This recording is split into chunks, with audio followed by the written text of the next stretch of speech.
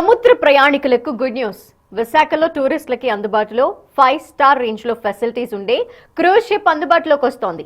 ఈ నెల 22న చెన్నైలో స్టార్ట్ అయి 24న వైజాగ్ చేరుకుని తిరిగి పాండిచ్చేరి మీదుగా చెన్నై వెళ్తుంది.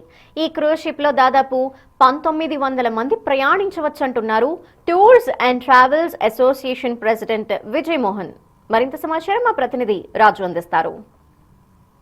సముద్రంలో 2 నైట్స్ జర్నీ, అది కూడా లగ్జరియస్ జర్నీ చేయాలనే కోరిక ప్రతి ఒక్కళ్ళలో ఉంటుంది.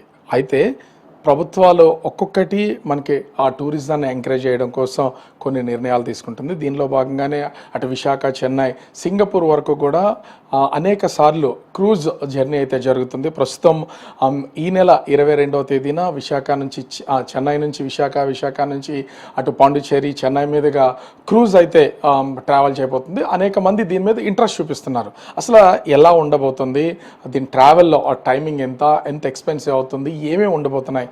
మనతో tours and travels association president Vijayamohan గారు ఉన్నారు. సార్, అంటే అసలు ఇప్పుడు 22 అంటే 22కి ఎక్కడ స్టార్ట్ అవుతుంది అసలు ఈ క్రూజ్? దీనికి ఉన్నటువంటి అసలు స్పెషాలిటీ ఏంటి? అంటే 22nd మనకి జూన్లో ఫస్ట్ వాయేజ్ వస్తుందండి. అంటే మండే అక్కడ బయలుదేరి 22nd మనకి 24th వస్తుంది. 24th ఇక్కడ నుంచి బయలుదేరిపోయి మళ్ళా చెన్నై వెళ్ళిపోతుంది. మళ్ళీ అలాగే 29th అట్నుంచి బయలుదేరి మనకి ఇక్కడ 26కి వచ్చి 31st వచ్చి మళ్ళీ 31st వెనక్కి వెళ్ళిపోతుంది. మళ్ళీ అలాగే 6th వచ్చి మళ్ళీ వెనక్కి వెళ్తుంది. అలాగే 13th మళ్ళీ లాస్ట్ వాయేజ్ అది వైజాగ్ వచ్చి మళ్ళీ 15th మళ్ళీ సేమ్ షిప్ చెన్నై వెళ్ళిపోతుంది. అంటే ఎన్నిసార్లు వైజాగ్ వస్తుంది తిరిగి? అంటే జూన్ 22న స్టార్ట్ అయితే అంటే జూలై నెలలో కూడా కంటిన్యూ అవుతుంది అది? అంటే ఇది 4 వాయేజెస్ అండి. జూన్ 21st ఫస్ట్ వాయేజ్ అవుతుంది. అలాగే జూలై 13th లాస్ట్ వాయేజ్ అవుతుంది మళ్ళీ వెనక్కి వెళ్ళిపోవటానికి. అసలు ఈ క్రూజ్లో ఉన్నటువంటి స్పెషాలిటీస్ ఏంటి? అంటే చాలామంది షిప్ క్రూజ్ రెండింటికి కూడా చాలా డిఫరెంట్, రెండు ఒకటే అనుకుంటారు. అసలు రెండింటికి ఉన్నటువంటి తేడా ఏంటి? దీనిలో జర్నీ ఎలా ఉండబోతుంది? అంటే జనరల్గా క్రూజ్ లైనర్ అనగానంటే షిప్స్ ఆర్ యాంటీ పాయింట్ అండి. అంటే జనరల్గా ఏంటంటే అందరికీ సముద్రంలో ఇటు అటు టాస్ అవుతుందేమో, ఇటు అటు ఊగుతుందేమో అనేది ఒక జనరల్ ఫీలింగ్ ఉంటుంది. బట్ జనరల్గా క్రూజ్ లైనర్స్ ఏంటంటే ఇది ఎంప్రెస్ అనేది it was a Caribbean cruise ship. So అది ఇండియా వచ్చిన తర్వాత దీన్ని మనం కార్డిలో కింద అంటే వాళ్ళు తీసుకుని కార్డిలో కింద ఆపరేట్ చేస్తున్నారండి. బట్ ఏమవుతుందంటే కింద యాంటీ బాయింట్స్ ఉండటం వల్ల షిప్లో మీకు ఏమాత్రం చిన్నది ఎప్పుడైనా వైబ్రేషన్, ఇంజిన్ వైబ్రేషన్స్ ఏదైనా వినిపిస్తాయి కానీ ఎక్కడ షిప్ టాస్ అవటం కానీ, షిప్ ఇటు వేవ్ అవటం కానీ, జనరల్గా ఏంటంటే మనకు కొన్ని స్మాల్ షిప్స్ ఎక్కితే షిప్ ఇటు ఊతుంది వేవ్స్ ఎక్కువ ఉన్నప్పుడు, దాని మీద వామిటింగ్స్ అవుతాయి, సీ సిక్నెస్ వస్తుంది. ఆ సీ సిక్నెస్ అనేది చాలామందికి ఉంటుంది సహజంగా, కొత్త వాళ్ళు ఎవరో లోపలికి వెళ్ళాం. కానీ ట్రావెల్ చేస్తూ వెళ్తున్నటువంటి టూరిస్టులకి అది ఎంతవరకు ఆ సీ సిక్నెస్ లేకుండా ఉండే అవకాశం ఉంటుంది? ఈ షిప్లో అసలు సీ సిక్నెస్ అనేది రాదండి. ఎందుకంటే టాసింగ్ ఉండదు షిప్ యాంటీబాయింట్ అబ్జార్ప్షన్ వల్ల షిప్ స్టడీగా వెళ్తుంది మీకు. సో దానివల్ల షిప్ అంటే నేను సీసిక్ అవుతానని అనేది ఒక పదాన్ని బట్టి తీసి పక్కన పెట్టేసండి. మేము ఇన్ని వాయేజెస్ చూస్తాం కదా, ఆ ఒక్కడు కూడా సీసిక్ అవ్వటం అనేది మనకి ఎక్కడ కనిపించదు. ఇన్ కేస్ ఎవరన్నా సడన్గా ఆ సీ సిక్నెస్ ఏమైనా నిజంగా ఎప్పుడన్నా వచ్చినా there is always a doctor on the call on the ship అండి. బట్ మాకైతే ఇంతవరకు సీసిక్ అయినట్టు ఎక్కడ మనకి చాలా వీడియోస్లో చూస్తాం. ఆ క్రూజ్కి సంబంధించి చాలా లగ్జరియస్గా ఉంటుంది ఇన్సైడ్. అంటే మనము షిప్లో ఉన్నామో లేకపోతే ఒక రాజభవనంలో ఉన్నామో అర్థం కాని అసలు ఏమేమి ఫెసిలిటీస్ ఉంటాయి లోపల? అంటే it is a 5 star hotel అనాలండి, బట్ సేలింగ్ హోటల్ అని అనొచ్చు. అంటే చాలామందికి ఈజీగా అర్థం అవడానికి 5 స్టార్లో లేని ఫెసిలిటీస్ కూడా చాలా ఈ హోటల్లో ఉంటాయి. ఒకటి first there is a grand theatre and takes about 800 people.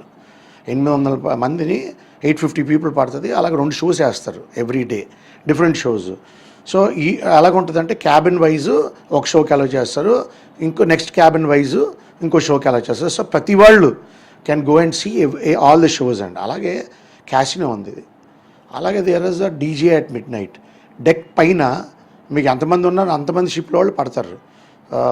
There is again night live music, live songs, live activities, అలాగే చిల్డ్రన్కి ప్లేయింగ్ ఏరియాస్, అలాగే మళ్ళీ సెపరేట్ అంటే 2 రెస్టారెంట్స్ ఉంటాయి షిప్లో. 1 4th 5th డెక్లో, 1 on the top deck. And అలాగే ఒకటి అంటే it is not part of the buffets అండి.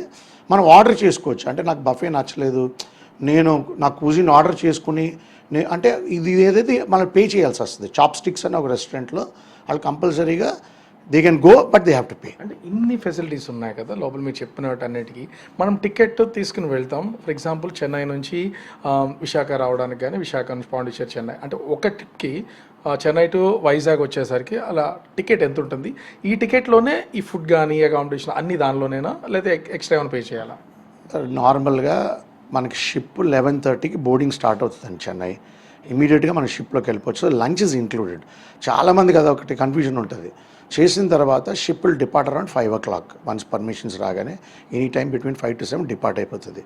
షిప్ ఎప్పుడైతే ఇంటర్నేషనల్ వాటర్స్కి ఎంటర్ అయిందో బార్ ఓపెన్ అవుతుంది. And then casino open. దీంట్లో బార్ ఇస్ ఫ్రీ అండి. So alcohol beverages are free. మీరు ఎంత తాగుతారో you're fine. They will keep allowing. So designated టైంలో డెసిగ్నేటెడ్ ఏరియాస్లో బార్స్ ఓపెన్ చేస్తారు. ఈవినింగ్ టైంలో డెక్ పైన ఉంటుంది. మిడ్ నైట్ అరగానే బార్లోకి ఎంటర్ అవుతుంది. సో ఆల్కహాల్ ఫ్రీ అవటం వల్ల ఫుడ్ ఈజ్ కంప్లీట్లీ ఫ్రీ అండి, ఎక్సెప్ట్ చాప్ స్టిక్స్లో మనం వెళ్తే తప్ప. సో జనరల్గా మార్నింగ్ బ్రేక్ఫాస్ట్ ఉంటుంది, then you'll have your lunch, dinner, then మధ్యలో evening tea and snacks and ఇది ఉంటుంది, డిన్నర్ ఉంటుంది. మళ్ళీ నైట్ మిడ్ నైట్ స్నాక్స్ ఉంటుంది. లాస్ట్ సేలింగ్ నాకు గుర్తు చెన్నై టు వైజాగ్ వచ్చినప్పుడు 60,000 అమ్మారు. So it's just like dynamic pricing అండి. అలా క్యాబిన్స్ ఫిల్ అవుతున్నప్పుడు ఆటోమేటిక్గా ప్రైస్ పెంచేస్తారు. సో వాటర్లో అంటే సముద్రంలో ఇంచుమించుగా 11 floors building day and night journey చేస్తూ అంటే కనీసం ఎక్కడ చిన్న కదలిక లేకుండా అలల తాకిడికి ఎక్కడ లేకుండా హ్యాపీగా ఎంజాయ్ చేస్తూ సీ సిక్నెస్ లేకుండా మనకి ఇష్టమైనటువంటి ఆటలు ఆడుతూ కావలసిన ఫుడ్ తింటూ అంటే ఒక 5-star హోటల్లో ఏ విధంగా అయితే ట్రీట్మెంట్ ఉంటుందో అదేవిధంగా ఈ క్రూజ్లో ఉంటుంది. చెన్నై నుంచి 22వ తేదీ జూన్ 22న స్టార్ట్ అయ్యి 24కి వైజాగ్ వస్తుంది. మళ్ళీ 24న వైజాగ్ స్టార్ట్ అయ్యి అటు పాండిచ్చేరి మీదుగా మళ్ళీ చెన్నైకి వెళ్తుంది. ఇట్లా దాదాపుగా 4 సార్లు ఈ ట్రావెల్ అయితే జరుగుతుంది. ఎవరైనా సరే ఇంట్రెస్ట్ ఉన్నటువంటి వాళ్ళు దీనికి ట్రై చేయొచ్చు, ఒకసారి హ్యాపీగా ఎంజాయ్ చేయొచ్చు. ఉన్నటువంటి అన్ని ఫెసిలిటీస్ ద్వారా అన్ని ట్రావెల్ ఏజెంట్స్ దగ్గర టికెట్స్ అయితే అవైలబుల్గా ఉన్నాయని tours and travels association president Vijayamohan చెప్తున్నటువంటిది అయితే కనిపిస్తుంది. కెమెరామెన్ రాముతో రాజు బిగ్ టీవీ, విశాఖపట్నం.